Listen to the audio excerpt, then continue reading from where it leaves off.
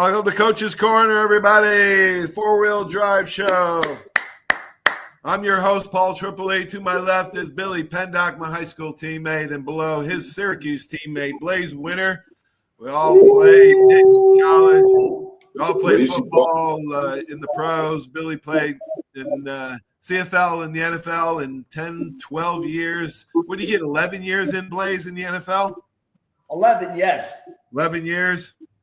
Yeah, 2 number ones. That's right, boys. Thanks for watching the show. This is brought to you by Hill Kelly Dodge. I want to thank all my great sponsors. Four-wheel drive show, as you can see ahead of me. We got half of it here. Timmy Green, our high school, Billy and my high school teammate, has ALS. Shout out to Timmy and their Syracuse teammate, of course, that great fearsome four-wheel drive. Jamie Kimmel's the other 4. All right, guys, today's subject, we're going to tackle Homefield Advantage. What is it like? Maybe tell a story about some of the stadiums that you had. I got a few stories, one from high school, college, and the pros that I'm going to tell. So I'm Billy. I'm going to start out since you and I were high school teammates. In the orange and blue. Billy, you went from orange and blue Liverpool Warrior to orange and blue Syracuse. You didn't have to change any of your clothes. Shout out to Billy Pendock, building champion. Yeah, Billy's shirt. Hey, it's the only orange shirt that I own. Nice. I have a Billy Pendock shirt. Blaze uses his to wax his car with. Careful. All right, let's go. Let's tell the story. Homefield Advantage. This is probably the most amazing story. This is the most amazing story that I have, okay? And it came from high school, obviously. But there's a reason behind the story. There's actually a story behind the story, okay? Now, Billy, George O'Leary came up to our high school in 1977, and we had a losing record for many years, turned our program around. But we always played our home games downtown Liverpool at the Municipal Stadium. What was the name of that stadium, Billy? That was Griffin Field. Griffin Field. We played down at Griffin Field. 1979, George got a hold of one of our teammates' fathers, Tony Emmy's dad, who owned the farm, owns Emmy Farms to this day. He went and got a truck from Georgia. Got a truck from Georgia and decided we're going to have a field on campus. This school's got 4,000 students, and we don't have a home field advantage. So he went and we prepared the field. Okay, we brought the sod in, we laid the sod, we watered it, we fertilized it, we cut the grass, we pitched out a tent for weeks, made sure nobody damaged that field, and we took such pride in it. Come around, Billy, our season, this is the God's honest truth, and you can check it in all the history books. We did not give up 1 point on our field all year long. Not 1 point. I don't think anybody got through the red zone. That's how dominant we were. We were so disciplined, Billy. We took such pride in that field because it was our baby that nobody was going to score a point on us, and by God, nobody did. Now that is home field advantage right there. That's home field advantage. Yes, it is. And that's to the point of, you talk about people when they think about home field advantage, they think about your fans, your 12th man, your stuff like that goes on. But when I think about anywhere I've ever been, and I've been all over, and I still go back to that time in high school when it wasn't just about having your home crowd there cheering you on. It was about that mystique of doing that stuff to that field, sweating together as a team. And George O'Leary saying, you take offense to anybody coming on your field, stepping on your grass, and you take offense to that, and you make sure you send them home without even scoring a point here. And that was the biggest part of home field advantage for me. Absolutely. It was personal. Home field advantage is also about a environment that is climate driven. I mean, you have to remember, I spent 4 years at Green Bay. I mean, you talk about a home field advantage with number one, obviously, fan base, sellouts. I mean, they have a waiting list of 30 years. 30 years to get in that stadium and become a season holder at Lambeau Field. I mean, Lambeau Field, just the name alone, speaks of championship. I mean, they've won more championships than any other team in the NFL. I mean, to have a chance to play there for 4 years and be around that history and the climate. I mean, you enter late November, December. You're in the teens. You're in 5 to 10 degrees. You have snow flurries. You have everyone is sort of smiling about. Oh man, do I feel sorry for Miami? Oh man, do I feel sorry for Atlanta coming up here? Man, I feel sorry for any team that would. And a lot of these guys would say to me after shake hands, why aren't you covering this from the dome? Why the hell are you guys? Why do you want to play outside? Why do you want to play outside up here? And man, that's the home field advantage. Right. I mean, That's home field advantage. The atmosphere, Lambeau Field. I mean, they just had the NFL draft there, and a town of maybe 200,000. It is the most crazy college atmosphere for an NFL town. I mean, it gives you that energy and that constant. Man, the blessing to play at the greatest, professional stadium. Kent Johnston talks about it when I had him on the show because he was in Green Bay for 7-8 years. The history, the pride, the passion, the client environment that you talk about. There's nowhere to hide. Billy, nowhere to hide. You can't go anywhere if you look like Billy. I mean, you see the photographs up there behind them? I mean, you look like that. You're a football player. Come on in. It wasn't come into a restaurant. Come into my house. Come into my house. We'll have dinner. We'll have a few brats. We'll have some, beer. We'll have some cheese. Now, Blaze. Now, back it up a little bit. Blaze remembers this. We opened the Dome in 1980, and I remember. Now they called it the Carrier Dome. Now, Carrier is known for its air conditioning. Now, the Dome never had air conditioning. Now, the air in the Dome was not, even when teams came up from the south that played in 90-degree weather, that Dome air, Blaze, correct me if I'm wrong. You're right, man. It was hot. It was a different feeling playing at home in the Dome. And doesn't the Dome reverberate? I mean, didn't it get really loud? Do you remember some big games in the Dome that it just got deafening? We put in 1980 to 84 was the only 3 or 4 years that they put 50,000 plus in that Dome, and you couldn't hear you couldn't hear yourself thinking to each other. It was just incredible how much noise that was in there. With 55. It was an amazing place. And the humidity and the heat.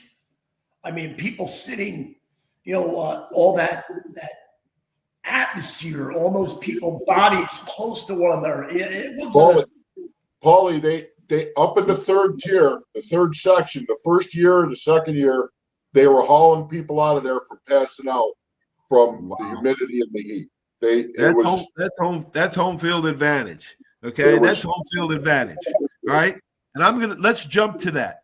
I'm going to jump to the stadium because something happened to me in a Dome stadium when I was in the NFL that never happened to me in the history of playing football, all the 20 years that I played football.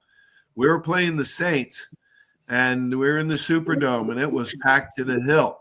It was 1987, second to last game of the year, and the Saints had to win that game to go to the playoffs for the first time in decades. And they squeaked it out over us, and that place was so electric that I got goosebumps and the hair stood up in the back of my neck, and that's never happened to me ever, and it never happened to me again after that.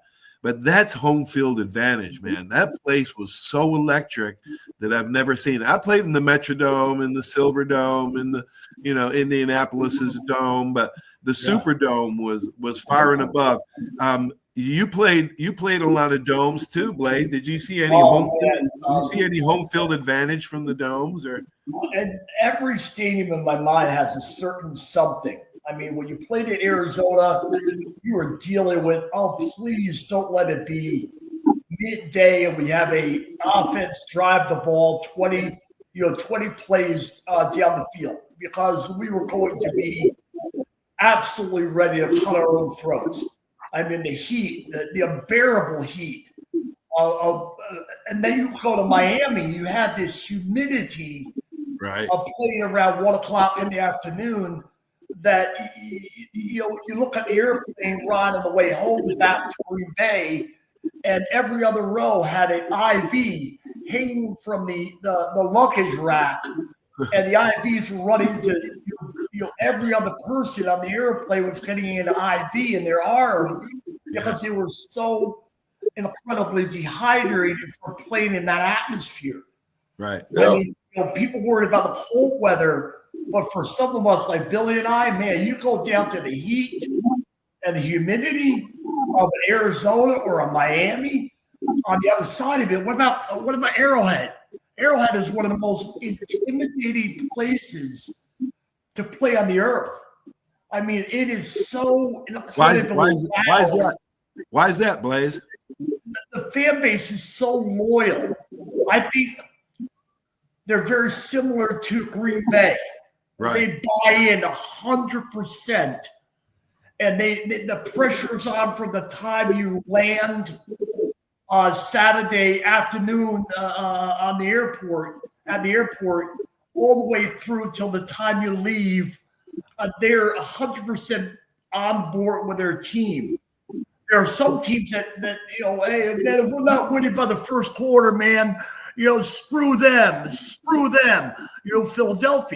Philadelphia is like, wow, if we can start, if we could be winning by any time, the fan base will what? Quit on the team. They'll quit on the team. That's what's amazing about Philly or winning the Super Bowl is that fan base is either with you or not with you in the same game. Yeah, right. Let Blaze talk. Blaze, talk about going into West Virginia. Oh my God! Well, why'd West Virginia have a home field advantage? Oh, Jesus! Tell Billy. Tell that story. I'm going to tell you, Ollie. From the minute you landed in the airport to when you got out of that place, it was that the fans were just incredible. You got to remember that's a college football town. Now, I mean, I don't mind an orange or two once in a while, but 3,000 of them coming out of the stands from 300 feet up, and people, they're going to cut your throat every chance you get, and that musket going off, between. Hey, was that one of those games you had to keep your helmet on in the sidelines? Was that one of those games? Yeah, I've had those. And Billy and I were laughing at the idea that we had helmets on. His coaches says keep your helmet on, but the coaches never had helmets. So they were the ones getting just O'Leary humbled with oranges. Humbled. And it was actually rather. Oh my gosh! All right, so home field advantage is a real thing. 1981. After experience home field advantage in high school at Liverpool, I went to Alabama. And in 1981, we had a 57-game home win streak at Bama, Tuscaloosa. 57 games. Well, Southern Miss, with a quarterback named Reggie Collier, put an end to that. I think it was 6-3. They beat us, and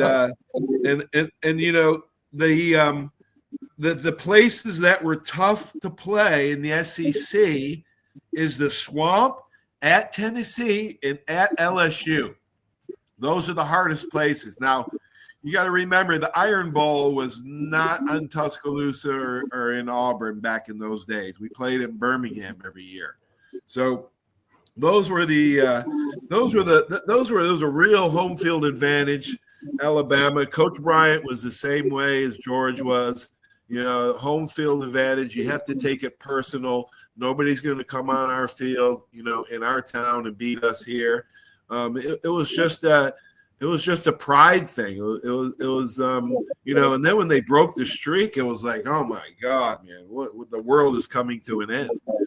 One quick point here when we're talking about home field advantage, and you're talking about back, and I mean, we think back to, and I don't know about Blaze, but back in high school, but even at the Dome, the first year, second year, the home field meant football only. And you look at our high school football field, and you think about today, there's no more football games only played on high school fields. You got lacrosse, you got track, you got JV, you got girls soccer. Back years ago, home field to us, even at the Dome the first year, was football only. And we didn't even practice in there because it meant so much to us as far as being at home. That is a great point. That is a great point. The empowering feeling to a player that is our field. You're right, man. You don't see that much anymore. You just don't, man. That is so gratifying to know that, man, nobody's allowed to touch our field but us. Right. Wow, I still am amazed at that statistic, and I coached for 20 years, and I mean that happened when I coached the middle school team, but not a high school, man. I've never seen a high school have shutouts every single home game of their season. It's just it just doesn't happen. That's a one-off. And still I'm amazed, and it was only because of us putting the blood, sweat, and tears into building the field, actually building it. We didn't inherit it. It wasn't a hand-me-down. It hasn't been around. The field was not a piece of shit. I mean, it was brand new turf, and it was a lot of these high schools, even down here in the South, which is football is way more passionate. The practice fields are just sad. Prickers all over, dirt. It's just, there is a really good friend of mine, Tim Rackey. Maybe you know his name. He's in the Chicago area. He used to coach at Driscoll High School. And Driscoll was one of those high schools sitting right near the O'Hare Airport. It was a small radius of recruiting, student athletes. It wasn't a large radius. I mean, I know because I worked with him for 8 years, and in 8 years they had one Division I player, one. But in the same 8 years, they won 8 state titles. One Division I player, 8 state titles in a row out of this little hole-in-the-wall field and high school where you would say there's no way they're going to play South Oak or this team or that team survive. And you talk about a team, coached by a guy named Tim Rackey, who could change the mindset of the athlete about this is our field. And if they step on our field, you know what ends up happening. I mean, he had these boys lathered up. They were drooling. They could not wait to say, you go home, man. You never come back here. You stay the hell away from us. That's Go home with a loss. and you're going to think twice about coming. Oh man, I never saw a group of high schoolers that had these. It was almost like turning on a switch. They were like, man, what is wrong with you guys?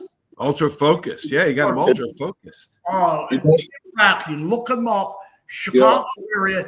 He went on to Nazareth High School, Nazareth, and has won another half dozen state titles. Hey, Tim Rackey, it doesn't matter. It doesn't matter what your field even looks like as long as you have the pride. Look at Bob Hurley, what he did in the basketball New Jersey. St. Anthony's. They practiced in a bingo hall, and he still beat everybody in a bingo hall. He made such pride of a bingo hall court that it didn't matter where you played. That is a great point. That is an Billy, awesome point. You want to give the final thought, Billy?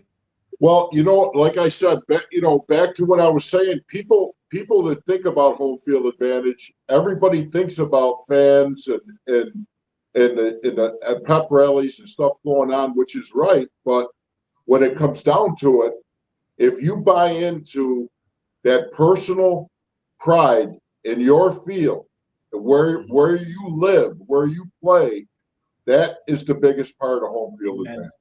Yep, that's right. That's right. LSU believes it. Tennessee, the Swamp, anybody that is passionate about their team, they want to have home field advantage. Noise does have a lot to do with it, but you know what, man? Come to think about it, it was all white noise to me, man. I never heard the crowd hardly ever, except maybe after a touchdown, after something, maybe. But that's exactly never heard it. What I'm talking about. You never heard it because it is amazing what happens to athletes. We turn it on. We open up when we want to, when we need that energy and that fuel, right, Billy? It's like after a sack. Oh, I want to hear all that noise. So you immediately turn it on. Yeah, that's right. Rush. And then, hey, you shut it off. And you get ready for another play. Oh, man. I miss those days. You're right. You're exactly right. That's what happens. Oh, man. Good show, guys. Man, Blazer, I'm so glad you're feeling better, man, and doing good and still with us, God willing. Billy, I love you, man. I love you guys. Yeah. Thanks for doing it. It was another killer show. Hey, have a great sports week, guys. We'll attack it next Wednesday again. Thanks. All right, man. You guys, take care. Best of luck, Blazer. All right, buddy. See you, buddy. Love you guys, man. That was awesome. Awesome show. Okay. Talking about home field advantage.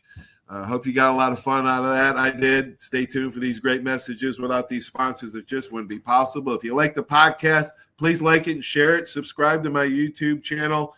And thanks for watching, everybody. Have a great sports night. Talk to you soon. So long.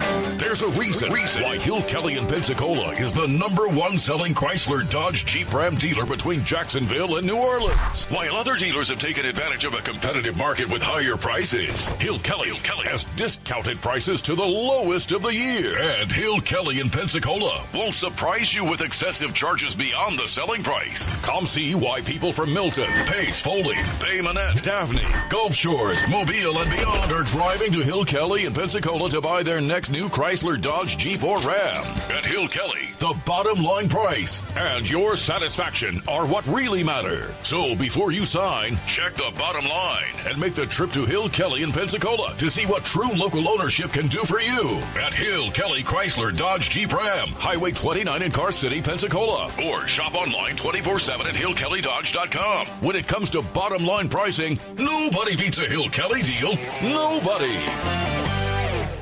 75 years of service in high tech today. It's Pensacola Glass Company at 433-8348. High tech is a term often applied to advanced services and products in today's marketplace. And today, glass is much more than the simple painted brittle, see-through stuff we hit baseballs through when we were kids. Glass is now a product with unique flexibility in both performance and application. And Pensacola Glass Company is growing right along.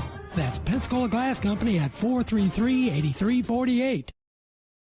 Are you riding around in a filthy vehicle? Dirty car no more. Visit Ronnie's Car Wash today to get it shining in no time.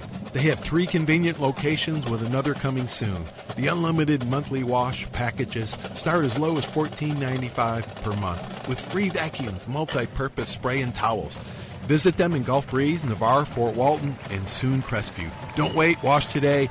Be sure to see Ronnie's Car Wash on Facebook to see the latest specials and discounts. You'll be riding and shining in no time. That's you trying to fix the plumbing yourself to save a few bucks. Doing things yourself doesn't always end well. The same goes for insurance. That's why Auto Owners works with local independent agents who tailor coverage to meet your needs and offer discounts for life, home, car, and business insurance. Because sometimes you need a professional to get the job done right. That's simple human sense. My name is Steve Reynolds. I'm the manager and owner of Cordova Lanes, and we help keep your mind out of the gutter. Cordova Lanes is part of the community of Pensacola. Being here for 43 years, we've entertained more people than any other bowling center in the city. We sell fun for a living. Cordova Lanes is located at 2111 Airport Boulevard in Pensacola, behind Cordova Mall.